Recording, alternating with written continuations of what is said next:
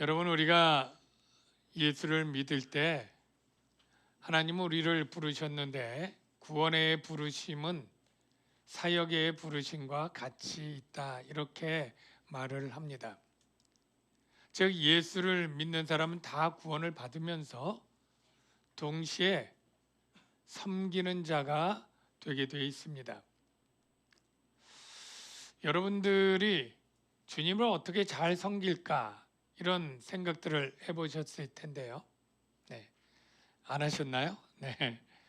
보통 주님을 섬긴다 할 때 우리는 교회 안에서 성가대나 교사나 아니면 어떤 봉사 직분을 맡아서 일하는 것, 이렇게 생각을 하고, 어떤 분들은 나는 섬기지 못했는데 이런 생각을 하기도 하거나, 나는 그냥 잘 섬기고 있어, 이렇게 생각을 하기 쉬운데요. 이 섬김은 조금 더 의미를 크게 가질 수 있습니다. 먼저 여러분들은 다 예배를 드리고 있지 않습니까? 이 예배가 하나님을 섬기는 일입니다. 교회에서 섬기는 일들은 여러분이 아는 것처럼 직분을 맡아 여러 가지 봉사를 하는 것도 교회에서 섬기는 것이고요. 세상에서의 섬김도 있습니다. 예수 믿는 자들이 하나님의 말씀을 따라 세상의 빛과 소금의 일들을 감당할 때 하나님의 나라가 실현되고 세상을 섬기게 되는 것입니다. 우리가 어떻게 주님을 잘 섬길까 할 때, 오늘은 바울이 데살로니가 교회에 자기가 어떻게 사역자로서 섬겼는지를 지금 이야기하는 것을 보면서 우리가 어떻게 섬겨야 될지 바울을 모본으로 삼아서 배울 수 있을 거다 생각이 됩니다. 먼저 바울은 이 사역자로서 섬길 때 사람의 영광을 취하지 않았다라고 얘기를 합니다. 또한 우리는 너희에게서든지 다른 이에게서든지 사람에게서는 영광을 구하지 아니하였노라. 여러분들 가운데 사람의 영광을 구한 분이 계십니까? 라고 하면 다 아니다라고 할 거예요. 영광이란 말을 다른 의미로 생각을 해서 그런데요. 쉽게 말하면 이것입니다. 사람의 칭찬, 인정, 칭송, 존경. 그러고 보면 우리는 다 사람의 영광을 취하게 되는 거였죠. 여러분, 누군가를 인정해주고 칭찬한다는 것은 참 좋습니다. 칭찬은 고래도 춤추게 한다는 말이 익숙한 것처럼 사람도 칭찬과 인정 또는 존경, 이런 것을 받을 때 그 일을 더 기쁘게 열심히 할 이유가 생기고 그런 용기를 갖게 됩니다. 근데 왜 바울은 사람의 영광을 구하지 않는다고 했을까요? 사람의 영광과 칭찬을 쫓다 보면 아차하면 교활한 아첨에 넘어갈 수도 있고요. 복음의 진리가 다 사람의 입맛에 좋지 않기 때문에 사람의 영광을 구하다 보면 복음을 변질시킬 위험이 있기 때문입니다. 그 당대 헬라 철학자들이 순회하면서 그들에게 가장 중요했던 것들은 사람에게 인기를 얻고 명예를 얻고 그래야 돈을 버는 일들이 가능했기에 그걸 쫓아다녔습니다. 바울은 절대 그러지 아니하고 내가 복음의 진리가 누군가에겐 귀에 거슬리고 거리끼는 것이고 미련하게 보인다고 할지라도 그것을 바꾸지 않겠다고 하는 각오 아래 사람의 영광을 구하지 아니하였다, 이렇게 표현하고 있는 것입니다. 우리가 교회 일이나 어떤 일을 할 때 사람의 칭찬과 격려가 좋지만 내 궁극적 목적은 사람의 칭찬과 격려가 되어선 안 되기도 합니다. 예수님이 이 땅에 와서 모든 사람에게 칭송을 받은 것은 아니고 배척하고 비난하는 자들이 많았습니다. 그때 예수님이 뭐라고 대답을 했을까요? 나는 사람에게서 영광을 취하지 아니하노라.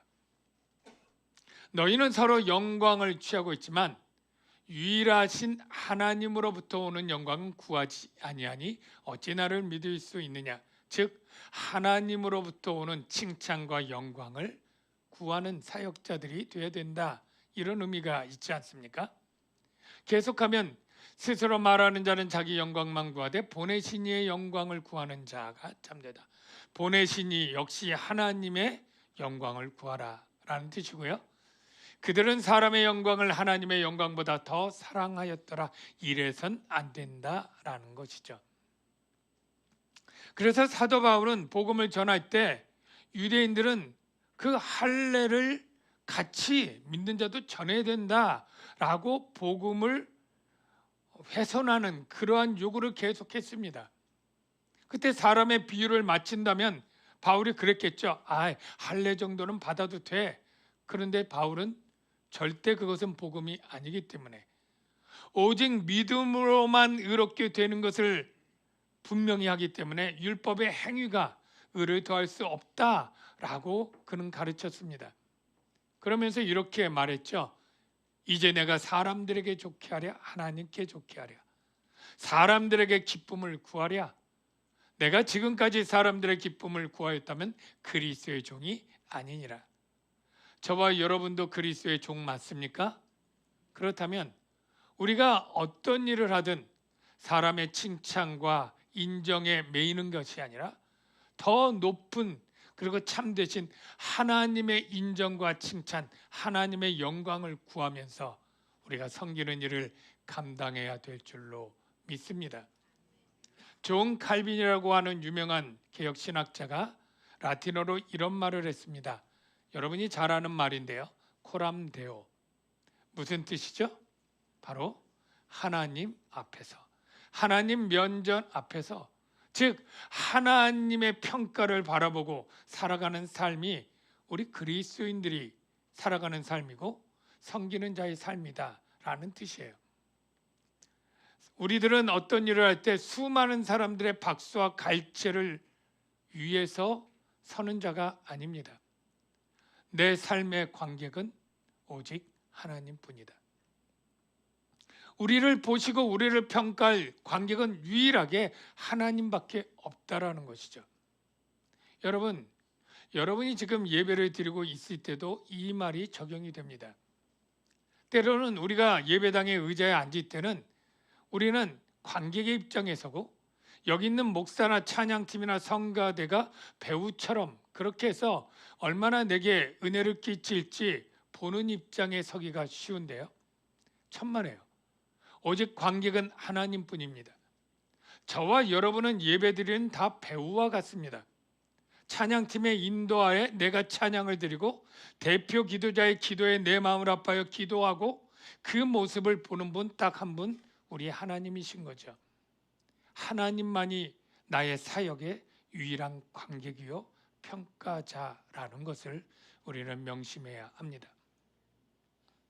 바울은 데살로니가 교회 사역을 자신의 신분을 세 가지로 정리해서 표현을 합니다. 우리가 그를 통해 섬김의 태도와 자세를 깨닫게 되는데요. 첫 번째, 자신을 뭐라고 비유하냐면 어린아이라고 비유를 합니다. 뭐라고요? 어린아이. 이 어린아이의 표현은 해석학적으로 제가 조금 부연 설명을 해야 되는데요. 성경은 유순한 자라고 번역되어 있습니다. 우리는 그리스도의 사도로서 마땅히 권위를 주장할 수 있으나 도리어 너희 가운데 유순한 자가 되어, 이게 개역개정 성경입니다.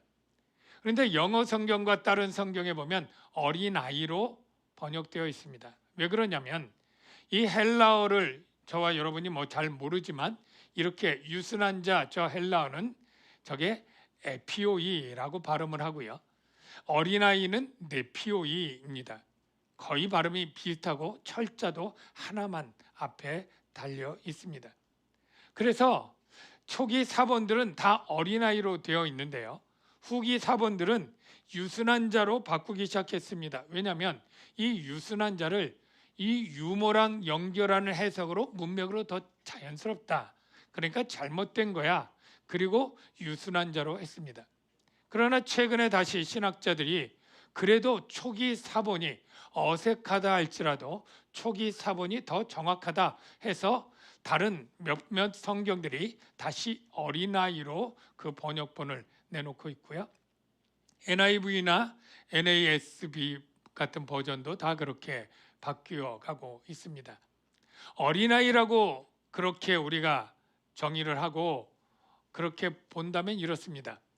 우리는 그리스도의 사도로서 마땅히 권위를 주장할 수 있으나, 여러분, 사도는 뭐예요? 권위가 있고 명령하는 자입니다. 그러나 그에 대비되는 어린아이는 권위가 전혀 없죠. 예, 바로 겸손하게 데살로니가 성도들을 섬겼다는 거예요. 아무 권위를 주장하지 않았다는 것입니다. 아무 권위를 주장하지 않는 것 중에 한 예가 뒤에 설명이 되는데요. 원래 사도의 권위 중에 하나는 그 복음을 믿는 교회 성도들로부터 먹을 것, 입을 것, 생계를 공급받을 수 있는 권한이 있었습니다. 이거는 예수님이 정해준 거예요. 제자들에게 보낼 때 내가 너희에게 갈 때 너희가 돈이나 전대나 무기나 이런 거 가져가지 말고 복음을 전하고 그것을 믿는 자의 집에 머물면서 거기서 먹을 것, 입을 것을 얻으라. 이게 주님의 말씀이에요. 그러니까 사도인 바나바나 실라는 충분히 그럴 수 있었지만 그 권위를 내려놓고 어떻게 했다고요? 이렇게 말합니다. 형제들아, 우리의 수고와 애쓴 것을 너희가 기억하리니 너희 아무에게도 폐를 끼치지 아니하고 생활비 내달라고 하지 않았다는 거예요. 밤낮으로 일하면서 너희에게 하나님의 복음을 전하였노라. 그가 텐트 만들고 장막 깁는 일을 그렇게 밤낮으로 일하면서 복음을 전했다, 이렇게 말하면서요. 그리고 그의 사역을 이렇게 스스로 평가를 합니다. 우리가 너희 믿는 자들을 향하여 어떻게, 세 가지인데요. 거룩하고, 두 번째 옳고, 세 번째 흠없이 행하였는지에 대하여 너희가 증인이요 하나님도 그러하시도다. 여기 거룩하다라고 하는 것은 하나님을 향한 방향으로 올바르게 살아가는 것이고요. 옳고는 부정하고 타락했던 죄인으로 살던 그가 예수 믿고 이제 공정하고 정의롭게 살아가는 세상 사람들을 향한 것이고요. 흠없이는 하나님과 사람에 대해서 정말로 모두 흠없이 올바르게 살고 있는데, 그것이 바로 내 주장이 아니라 너희가 목격한 증인이고 하나님도 목격한 증인이다, 이렇게 얘기를 하고 있는 것입니다. 여러분, 여기서 깨달을 게 무엇입니까? 우리는 믿음이 있다고 우리의 말로 증명할 필요가 없습니다. 내가 믿음이 있다면 믿음의 행위가 자연히 나타나게 될 것이고 그것을 목도하는 사람들이 증인이 되어 줄 수 있는 것입니다.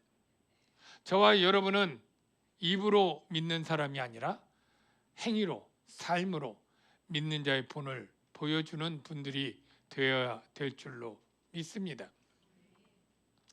이 어린아이처럼 됐다고 하는 게 제가 생각이 나는데요. 우리 송진강 목사님이 전에 음식점에 갔는데 아기를 데리고 왔어요. 아기에게 아기 맘마를 딱 입에 넣어주니까 애가 그냥 뱉더라고요. 보통 중학생이나 고등학생 된 애가 밥 먹다가 맛이 없다고 뱉으면 우리 어떻게 합니까? 아마 크게 소리치고 야단칠 거예요. 근데 거의 그런 거였어요. 오, 맛이 없었어. 오, 배 안 고프구나. 아빠가 잘못했어. 뭐 이렇게 하는 뉘앙스였는데요. 그러니까 어린아이처럼 돌아가는 거죠. 부모가 애들이랑 놀아줄 때 권위 있게 목소리로 하지 않잖아요. 애들처럼 놀아주고 소꿉장난하는, 그렇게 데살로니가 교회 성도들을 대하였다, 겸손하게. 두 번째는 어린아이가 아니고 유모인데요. 유모는 그 다음 문장과 연결된 것입니다. 유모가 자기 자녀를 기름과 같이 하였다라고 할 때 이 기르다 하는 단어는요, 굉장히 부드러움과 애정을 가지고 소중히 다루다 하는 이 헬라어 발음으로는 살포라고 하는 단어인데요. 우리가 부모가 아이를 소중하게 다루는 것을 어떻게 비유를 하고 있느냐면, 이 단어가 두 번 쓰이는데 바로 자기 몸을 보호하고 기르다, 이런 때 또 쓰여졌습니다.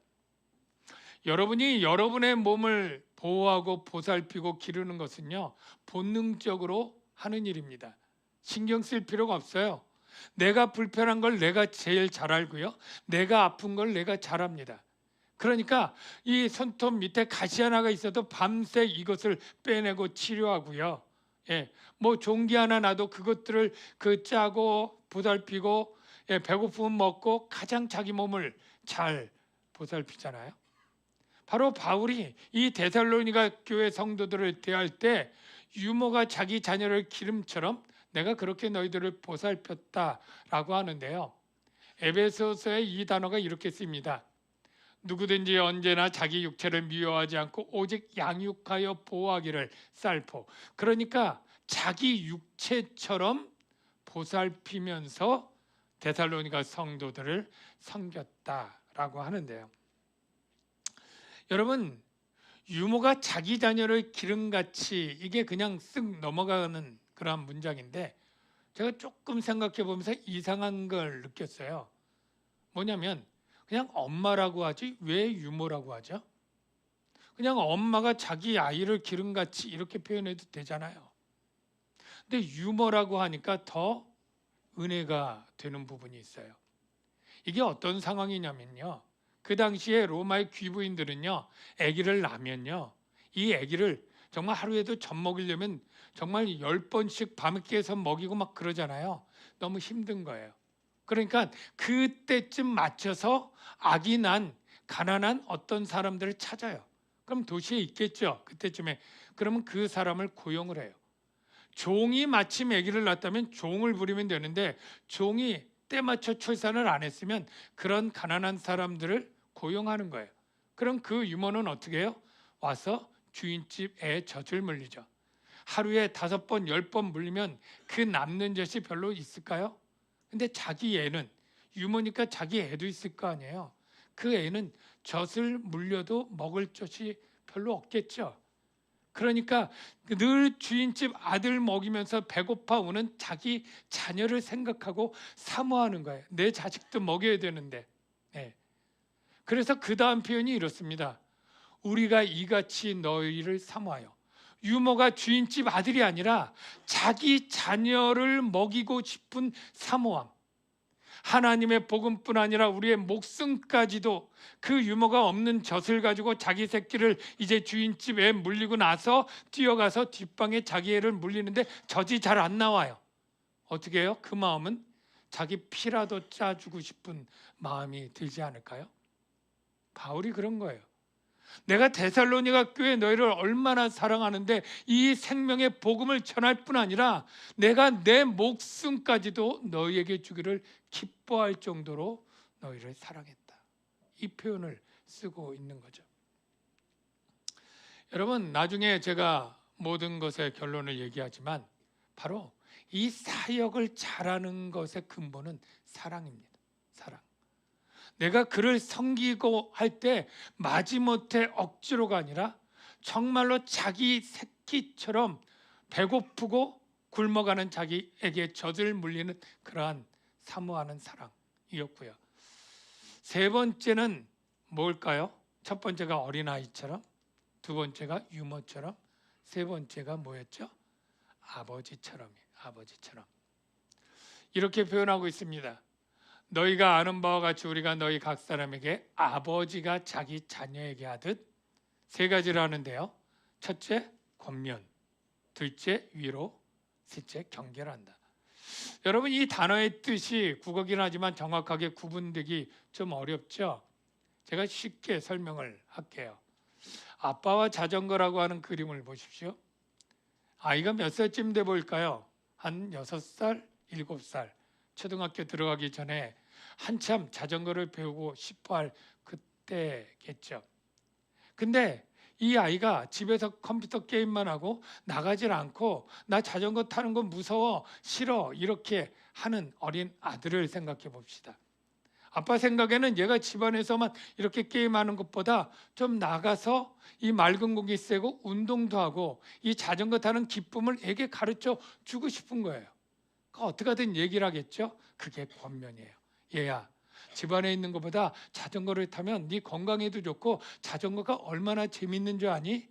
너 한번 이 자전거를 꼭 배워봐. 아빠가 자전거 사주고 다 사줄 테니까 그리고 맛있는 거 사줄게. 자전거 타보자. 이게 바로 권면이죠. 근데 아이가 그래서 이제 나갔습니다. 모자를 쓰고 자전거 타는데 잘 타겠어요? 가다가 처음에 막 넘어지려고 하고 넘어지기도 하고 그러겠죠. 그때 위로가 필요한 거죠. 애는 아프고 이거 무섭고 잘 안 된다고 시무룩할 때 얘야, 다 그런 거야. 아빠도 어렸을 때 많이 넘어졌어. 근데 조금만 지나잖아? 그러면 잘 탈 수 있고 잘 타면 얼마나 재밌는 줄 알아? 이러면서 위로를 해주는 거죠. 경계는 뭘까요? 얘가 좀 몇 개월 타더니 너무나 잘 타는 거예요. 그러니까 막 쌩쌩 달리는데 자전거 길뿐 아니라 막 차도로 가서 타기도 하고요. 횡단보도도 그냥 타고 지나가고 헬멧도 안 쓰고 나갈 때 경계가 들어가는 거예요. 얘야, 절대 너 차도에서 타면 안 돼. 자전거 길에서만 자전거를 타고 헬멧은 꼭 쓰렴. 그리고 인도에는 사람들이 다니니까 꼭 내려서 자전거를 이렇게 끌고 가렴. 이거 꼭 지켜야 돼. 안 되면 안 돼. 라고 말하는 게 경계죠. 바울이 데살로니가 교회 성도들을 유모처럼 오냐 잘못해도 하는 것은 아니었습니다. 실수하고 넘어질 땐 그가 보살피고 위로해 주지만 잘못된 길로 갈 때, 죄악된 길로 갈 때, 우상 숭배로 돌아가려고 할 때는 단호했습니다. 이렇게 살아야 된다 가르치고요. 잘못해도 용기를 주지만 죄로 갈 때는 단호하게 경계하고 훈계하는 이 일을 했다, 이렇게 말하고 있죠. 바울이 이런 사역들을 한 총 궁극적 목적이 무엇일까요? 바울은 이렇게 얘기를 하고 있습니다. 바로 너희들이 네 마음대로 제멋대로 살던 네 삶을 바꿔서 하나님께 합당히 행하는 성도가 되도록, 하나님께 합당하게. 여러분, 우리는 성숙해 가면서 내 마음대로 제멋대로 살던 삶이 바뀌어서 하나님이 보시기에 옳고 기뻐하는 뜻대로 행하는 자로 성장해 가야 마땅한 줄로 믿습니다.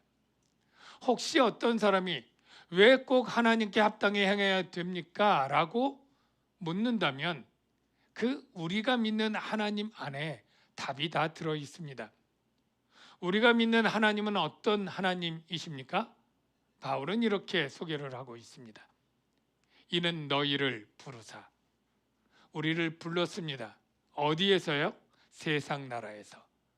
근데 이 세상 나라는 어떤 나라죠? 타락하고 그리고 멸망할 나라입니다. 침몰해가는 난파선 같은 곳에서 우리를 선택적으로 불러서 어떻게 해요? 자기 나라로 옮기십니다. 자기 나라와 영광에 이르게 하시는 그 하나님 나라의 영광은 세상의 모든 영광과 비교할 수 없이 크고 영원한 영광입니다. 이걸 우리가 분명히 인식한다면 우리를 망할 세상 나라에서 건져내 주신 구원의 하나님이 어찌 감사하지 않고, 그리고 하나님이 기뻐하는 뜻대로 어찌 행하지 않을 수 있겠습니까? 이게 바로 합당히 행하는 거죠. 바울은 하나님 나라의 영광이 얼마나 크고 놀라운지를 성경 곳곳에 표현을 하고 있는데요.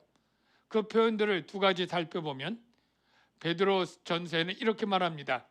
말할 수 없는 영광스러운 즐거움으로 기뻐하니 믿음의 결국 곧 영혼의 구원을 받음이라. 하나님 나라에 들어가는 것은 영혼의 구원을 말하는 것이고 그것은 말할 수 없는 영광이 넘치는 기쁨의 일이다라고 말합니다. 또한 하나님 나라를 받는 것은 그것은 하늘 나라로 유업으로 상속받는 것인데 자녀이면 그리스도와 함께한 상속자니 생각하건대 현재의 고난은 장차 우리에게 나타날 영광과 비교할 수 없도다. 장차 우리에게 나타날 영광이 얼마나 크고 놀라운지 이 세상에 아무리 힘든 고난도 비교할 수 없다라고 그 영광이 크고 놀라움을 표현하고 있습니다. 바울과 같이 참으로 훌륭하게 사역한 분들이 많이 있겠죠. 특별히 우리나라의 손양원 목사님의 사역은 참 사랑의 사역으로 유명합니다. 바로 그 손양원 목사님은 사람들이 가기 싫어하고 또 만나기 싫어하는 문둥병자, 한센시병, 나병 환자를 구원하고 섬기려고 예양원을 만들고 그 평생 나병 환자를 섬겼던 분이고요. 뿐만 아니라 자기 두 아들이 공산당이었던 청년에게 살해를 당하죠. 그 청년 이름이 안재선이었습니다. 그런데 그 안재선을 그 감옥에 있는 것을 투고를 놓고 그를 풀어내서 자기의 양아들로 삼고 그를 평생 용서하며 아들로 삼았죠. 일본은 기독교 인구가 지금도 1%가 안 되는 그런 불모지인데요. 일본에도 100년 전에 굉장히 훌륭한 그러한 목사님이 계셨습니다. 그런 부유한 집안에 살았고 하지만 나중에는 빈민가에 들어가서 빈민굴의 성자라고 불리는 사람이 있었는데요. 이름이 가카와 토요이코입니다. 신가와 빈민가 사역을 했는데요. 그가 이제 빈민굴의 성자하고 나중에는 조합이나 이런 걸 만들어서 사회 개혁적으로 그들을 돕는 그런 훌륭한 목사였고 뭐 노벨 평화상, 노벨 문학상 이런 후보까지 올릴 정도로 굉장히 입지전적으로 유명한 목사님인데요. 제가 말하는 것은 이 목사님 이야기보다 이 목사님이 회고 중에 어떤 목사님을 얘기를 하는데 그 목사님은 개척교회 목사입니다. 그러니까 자기가 신학생 시절에 고베 신학교 다닐 때 그 폐렴을 걸려서 계속 피를 토하고 각혈을 하면서 그렇게 지나니까 가족이나 친구도 다 떨어지고 굉장히 병과 외로움으로 힘든 시절이 있었어요. 그 시기에 자기가 어떤 개척교회를 찾아간 거예요. 그랬더니 그 목사님이 예배 후에 따뜻하게 밥상을 차려주는데 그 밥상에서 피를 다 토하고 엉망이 되게 한 거예요. 그 목사님이 짜증내지 않고 실증내지 않고 그 상을 물리고 피를 다 닦아주고 다시 새로운 밥으로 밥상을 대접해주고 그리고 그를 돌보면서 그 목사님 집에서 한 달 이상을 2층 집이었다고 하는데 그렇게 가족처럼 돌봄을 받았다고 해요. 자기가 이렇게 빈민가를 섬기게 될 때 결정적인 이유는 바로 그 가난한 목사님 때문이었다고 그러는데요. 그 목사님은 그 외에도 큰 목회를 한 건 아닙니다. 그리고 이 아까 카가와 토요이코가 이렇게 일본에서 큰 목사가 될 줄은 전혀도 몰랐고요. 그냥 자기 곁에 온 한 가난하고 병든 청년일 뿐이에요. 바로 그 곁에 한 사람을 돌본 사람이 바로 이 사람입니다. 나가노 마키. 여러분, 우리는 많은 사람에게 큰 일을 하라고 하나님은 명령하지 않습니다. 수많은 사람들을 사랑하는 손양원 목사처럼 원수를 사랑하고 모르는 사람들에 가서 다 선교사로 나가는 사명을 주진 않았습니다. 그런데 우리의 사랑은요, 바로 내 곁에 보내준 사람, 하나님이 내 곁에 둔 사람, 그 사랑을 사랑으로 섬기면 족할 것입니다. 여러분의 가족일 수도 있고요. 교회에서 옆에 있는 대원이기도 하고 셀의 세론일 수도 있어요. 힘들고 어렵지만 내가 그런 사랑의 사람이 될 수 없어 라고 포기하는 게 아니라 내게 가까이 있어서 사랑할 대상으로 준 사람들이 있지 않습니까? 그들에게 여러분의 사랑을 준다면 여러분은 참으로 귀한 사역의 일을 하는 거죠. 아까 그런 사람들이 원래 사랑이 많은 사람들일까요? 전 그렇게 생각지 않습니다. 사도 바울이 목숨까지 준다는 사랑을 베푼 그 청년 시절은 어떻습니까? 정의의 불끈 서서 그것이 용납 안 되는 사람을 품지 못했습니다. 그래서 스데반을 죽이는 일에 앞장을 섰고요. 그리고 남녀노소를 불문하고 무자비하게 무정하게 다 끌어서 감옥에 매질도 하고 감에 가두었던 인정머리 없는 아주 무자비한 냉철한 사람인데 그가 왜 이렇게 바뀌었을까요? 그는 이렇게 말합니다. 하나님의 사랑이 나를 강권하시도다. 그가 먼저 우리를 사랑하셨다라는 거고요. 하나님의 사랑을 깨달은 거죠. 그리스도의 사랑이 우리를 강권하시는도다. 우리에게 주신 성령이 하나님의 사랑이 우리 마음에 부은 바 됨이니. 여러분, 이게 위로가 되지 않습니까? 우리가 원래 사랑이 많은 사람은 아무도 없을 거예요. 다 이기적이고 정욕적이에요. 그러나 하나님의 사랑이 우리를 품고 우리를 감동시킬 때 나도 그런 사람이 될 수 있는 거예요. 제가 요즘 청년들 부르는 찬양 중에 찬양 리듬이 좋아서 좋았는데 나중에 설교하면서 이 가사가 마음에 왔어요. 제가 조금 설명을 할게요. 나의 사랑, 너는 어여쁘고 창귀하다. 하나님이 우리를 말씀하는 거죠. 어느 보석보다 귀하다. 내가 사랑스럽지 않을 때 너를 온전히 사랑하고. 이게 영어 원문을 좀 보면요, 아주 의미가 잘 부각되는데요. 바로 even when you fail me. 네가 나를 저버리거나 나를 실망시킬지라도 my unfailing love. 나는 너를 결코 저버리지 않고 결코 너를 실망시키지 않고 너를 사랑하는 거야 라고 주님이 말하고 있는 것이죠. 우리 어른들은 잘 불러보지 않은 찬양이라 제가 조금 우려가 되긴 한데요, 좀 배워보는 마음으로 가사를 생각하면서 하나님의 사랑을 좀 느끼면서 이 찬양을 부르면 좋겠다 싶습니다. 나의 사랑, 너는 어여쁘고 참 귀하다. 어느 보석보다 귀하다. 내가 사랑스럽지 않을 때 너를 온전히 사랑하고 너와 함께하려 내가 왔노라. 주의 사랑, 이 사랑은 결코 변치 않아. 모든 계절 돌보시네. 푸른 마르고 꽃은 지으나 주의 말씀은 진실해. 실수가 없으신 주만 바라라. 주님의 나라와 뜻이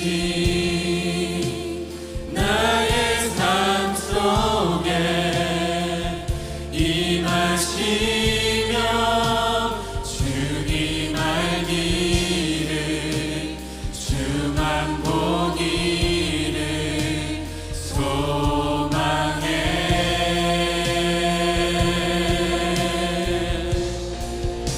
거룩히 살아갈 힘과 두려움 없는 믿음 주신 나의 하나님. 완전한 사랑 찬양해. 주님의 나라와 주님의 나라와 뜻이 나의 삶 속에 나의 삶 속에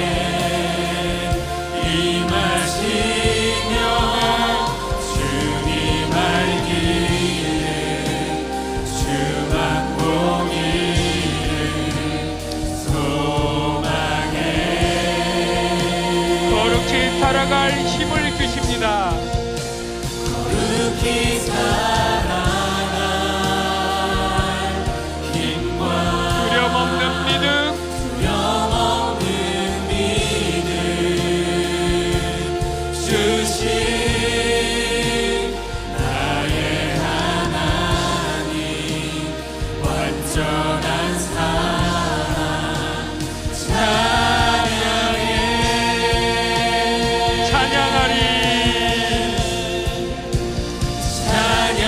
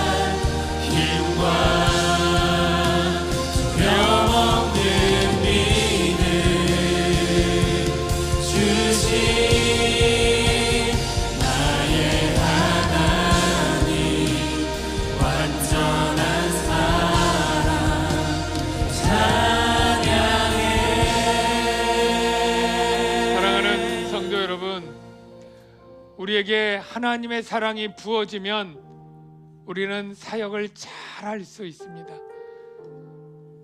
예수님처럼 바울처럼 그 안에 사랑이 감고 나시면 우리가 이 세상을 그리고 교회를 하나님을 잘 섬길 수 있습니다. 이 시간에 기도합시다. 하나님, 내 마음속에 하나님의 사랑이 부어지게 하시옵소서. 하나님의 사랑의 크기와 넓이와 깊이와 높이를 깨달아서 그 사랑의 힘으로 주님을 섬기고 이웃을 섬기고 세론을 섬기고 내 사역을 섬기는 자가 되게 하여 주시옵소서. 주님의 사랑이 내게 가득 차게 하여 주시옵소서. 우리 같은 제방으로 다 같이 동성으로 한 3분 기도하겠습니다.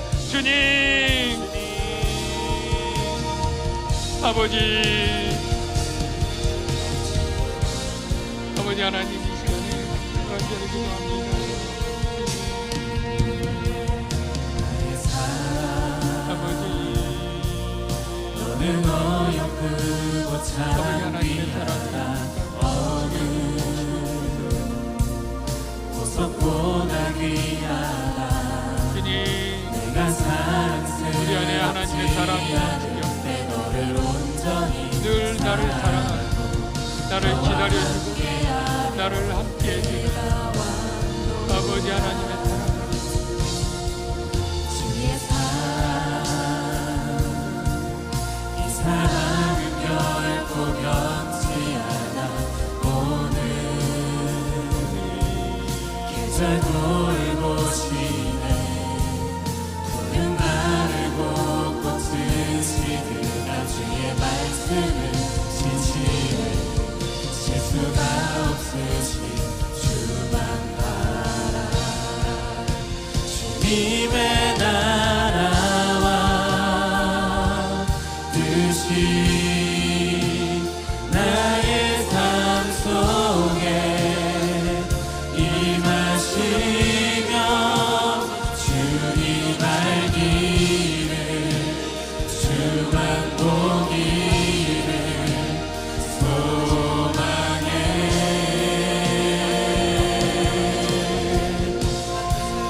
거룩히 살아갈 힘과 두려움없는 믿음 주신 나의 하나님, 완전한 사랑 찬양해.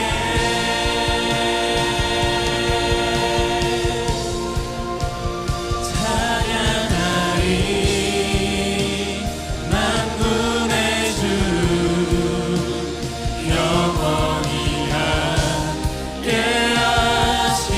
함께하시네. 존귀하신 사랑의 왕 영원히 통치하시네. 주님의 나라 주님의 나라와 뜻이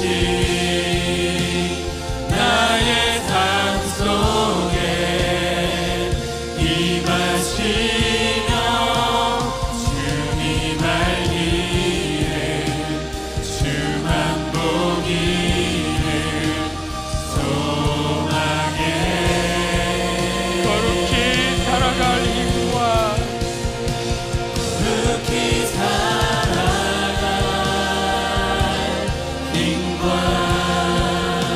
두려움없는 믿음 주신 나의 하나님, 완전한 사랑 찬양해.